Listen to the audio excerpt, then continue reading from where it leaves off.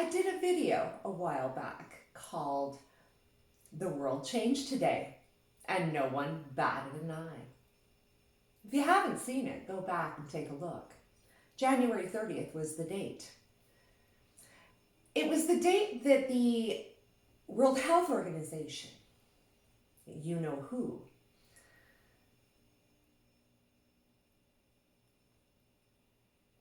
announced the emergency situation of COVID-19. And that day, each member nation of the United Nations gave up their sovereignty to you know who. As soon as I saw that press conference, I knew what that meant. And I jumped up and made a video. No one batted an eye. In fact, for weeks after, I kept looking for experts discussing this very thing and couldn't find any.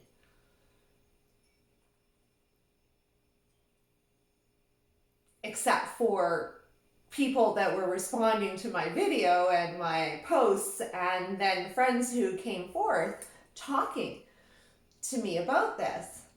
But again, it seemed to go over a lot of people's heads as to the significance of this, because nothing has changed. Each nation around the world is now getting addresses from the respective governments. But it's not their government or our government that is speaking to us. When I see Trudeau in isolation coming out on the terrace to address the nation, he is no longer addressing us as Canada, the sovereign nation. He is addressing us as a member nation, and in fact just the communications arm of you know who and the UN. The world's being hijacked, and it's being done under the guise of COVID-19. I am not saying for one moment that COVID-19 is not real. I don't doubt the virulence of COVID-19. It's a manufactured virus unleashed upon the world. It is. While China inspires hatred to the West in their media, it's happening in the West towards China. The language barrier has been a critical and essential tool to the World Health Organization and this hijacking of our world, because without that communication, we could never understand what we're dealing with. We all know that if they had shut down a few flights, this would not be happening. Yet here in my province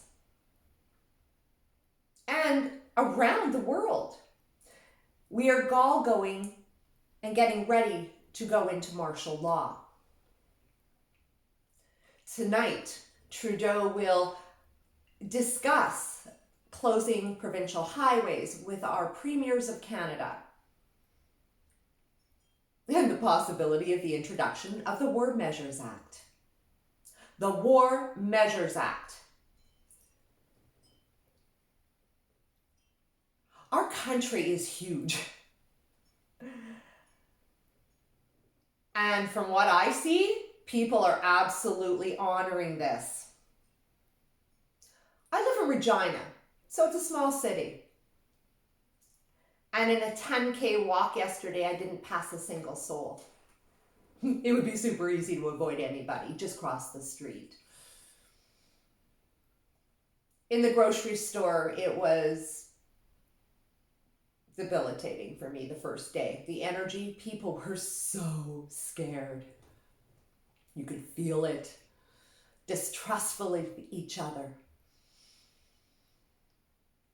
I went to my local health food store the other day to get my vitamin C supply for this duration and top up my supplements. And there, the energy was good. They were bright, they were cheery.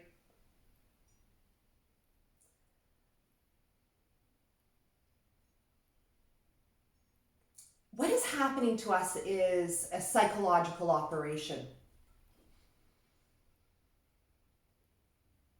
And this is a very big plan because the world now is all one. But the rules are the same now across the board.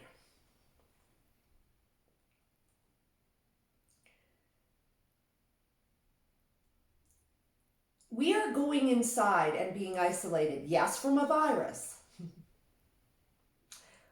but also from what is actually happening. The food shortages that I've already seen in the stores. I've been profiling this for over a month, as you know. And I'm seeing some big holes and scary ones like potatoes and basics. We're just coming into spring right now where I live, so we're not ready to grow yet.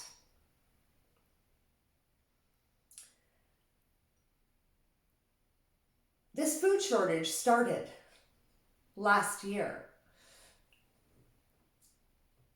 And it's proteins that are going to be deeply affected here. Pork, big one. The vegans might be happy about it, but your beans are they're wiped out across the board everywhere, even the organic. We're going to have a hard time getting our hands on protein. Right now, the entire food sector is in a switch out. Please go to the Ice Age Farmer, and he has some great videos talking about this very thing. The big guys and the key players are now consolidating and actually grabbing control of the whole thing. This is where, again, some are going to rise, many are going to fall. If you work for a small and medium-sized business, your reality is not going to be the same at the end of this. This is a swap out, and I call it the socialism swap out. This is where universal basic income is introduced, and they mean universal. We are moving, and actually are right now, into global governance. Every step of Trudeau's plan that he has been discussing, including the $192 million to vaccines.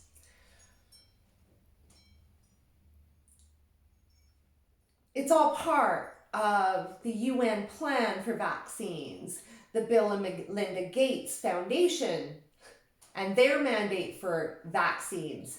CEPI, introduced at Davos 2 years ago, and their interest in vaccines. Every single conduit of Agenda 2030 is actually being forced into place right now, so that when we come out of this isolation, we will walk into a brand new reality. The 5G we're all worried about, that's going in as a response to kick away any opposition. See, they couldn't have gotten it in before with opposition. Now, there can be no opposition because they require the technology to combat this threat. All contrived right before our very eyes. But don't think it was easy, because this took a long time to create. It took a long time to cultivate leaders, your political leaders, who betrayed you. They've known. That's why not one of them ever mentioned it within their election platforms. When they were covering issues in which Agenda 2030 applied, they kept silent. Why? Because they've been promised a place in the new structure.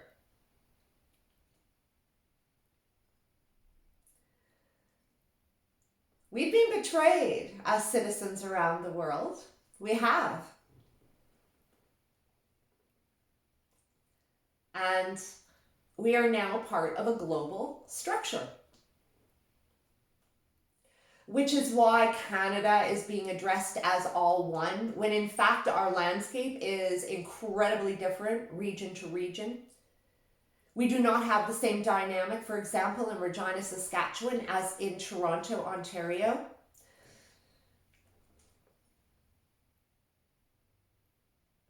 Yet they're still talking martial law.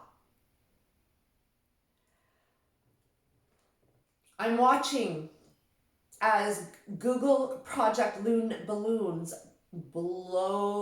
actually have just been launched from the sea in the Gulf of Mexico, getting conspicuously close to NOLA, New Orleans. A known travel spot for desperation.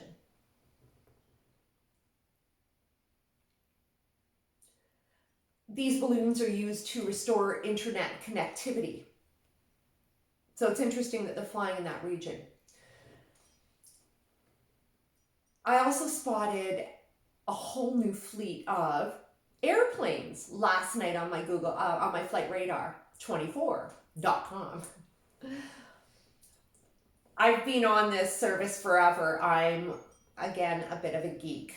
It's my video game. I like to click on and see who's up and around, and over the years, I've gotten to know the players in the sky. Yet, when I got on there last night, there was these blue planes. They're usually yellow. And when I clicked on it, it said that it was from satellite tracking, not regular radar tracking. I started looking at them, and they are all heading Caribbean, Central America. But every Caribbean island, Dominican Republic, Haiti, Antigua, I actually have them on my Facebook. Check that out. The UN has been deployed, and I believe they're bringing peacekeepers already to lock territory down. Saw 3 planes at one time on their way to Lagos coming from Europe. In fact, as I looked at traffic yesterday on Sunday, it was the very same traffic, or more, actually, a lot more traffic than normal for all these grounded planes. I'm confused. We're all confused. At the end of the day, we seemingly have no choice but to resign to what is going to be a lockdown, just like Italy, just like China. And it doesn't matter the dynamic. You need to ask yourself why, if you're still in denial that we are being governed by another entity other than our own respective governments. Guys, I'm sorry, they're all in on it. And it's happening right before our very eyes. We can be angry, and I can't, because I'm a woman of change. I believe in justice, but I do not believe justice will be served in this case. This is a well-executed plan. Years and years in creation. Every press conference from our government is a press conference for every country in the world because it's being issued. It's a prime directive of you know who, and inevitably the UN.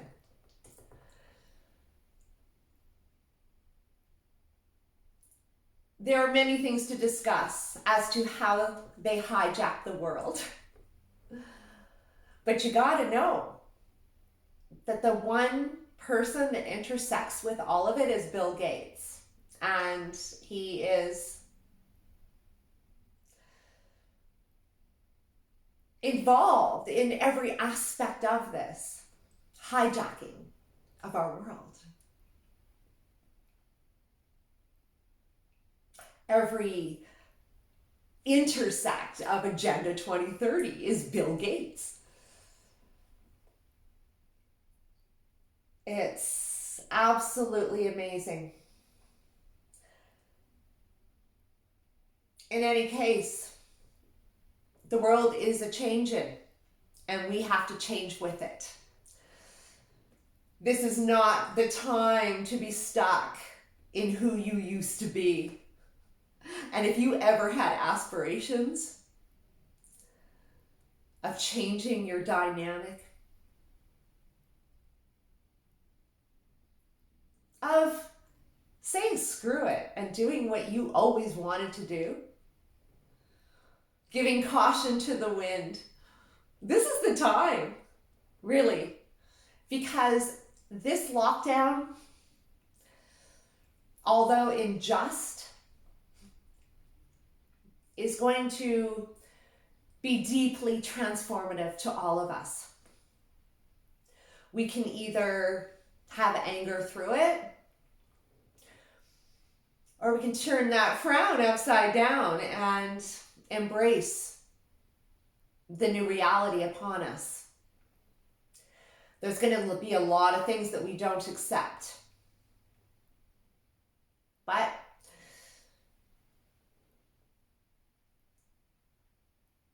this is life. When I look at my life in Canada, I know a lot of people around the world that haven't had such a good life. The last 10 years for me have been very hard. Again, deeply transformative. Because that's what hardship does. It transforms. And it's brought me here today.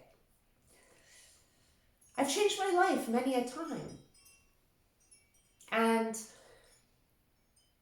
I've learned to live with less. I've learned to reprioritize. And it occurred to me the other day that in this time, we need to promote positivity. Even under tyranny, we have to. It's the only way forward. So join me, because I'm determined to help all of you through it best I can. To promote the positivity we will require to build our confidence to face our new reality when we emerge from this isolation. In the meantime, I'm decorating my environment and getting it ready. Flowers, integral for me. They're in every room right now. I am getting my seedlings ready. Building my time with productive activities that will help me gain control of my situation.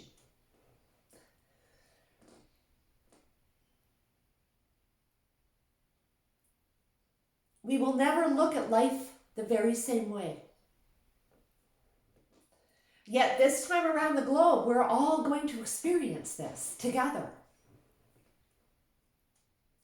This virus will take its toll, yes. So will other flus, so will other illnesses.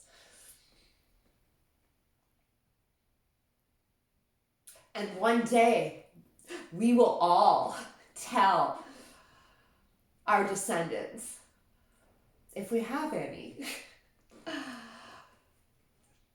of the year that Bill Gates, the UN, and you know who hijacked the world.